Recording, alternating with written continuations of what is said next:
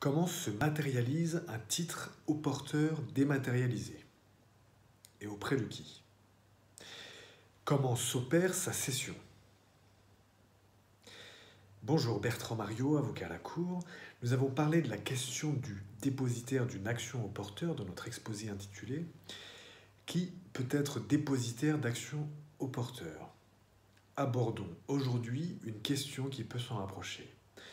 La dématérialisation d'un titre, une action ou une obligation notamment, un titre au porteur. La matérialisation d'un titre dématérialisé au porteur, si paradoxale cette expression puisse paraître, interviendra par une inscription en compte titre au nom du titulaire de compte. Quelles sont les entités ou personnes auprès desquelles un tel compte titre, des titres dématérialisés, peut-il exister? La personne pouvant être en charge d'un compte titre au porteur dématérialisé, d'un compte titre au porteur dématérialisé, est un teneur de compte, donc ces personnes en question ou cette personne en question est un teneur de compte ou teneur de compte central luxembourgeois ou étranger, ou bien encore un organisme de liquidation. Enfin, comment s'opère la cession d'un titre au porteur dématérialisé? La cession s'opère par simple virement de compte à compte. Pour aller plus loin, article 430-7, auquel renvoie l'article 470-1 alinéa 5 de la loi du 10 août 1915 sur les sociétés commerciales telles que modifiées. L'article 470-1 alinéa 5 dispose: les dispositions des articles 430-4, 430-7 et 430-8,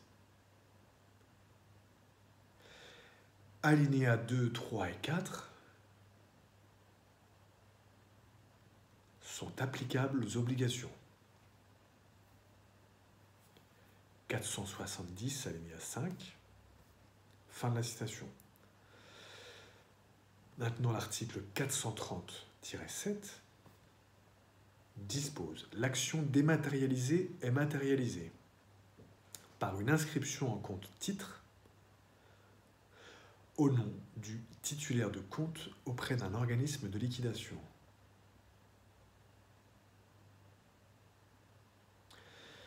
D'un teneur de compte central,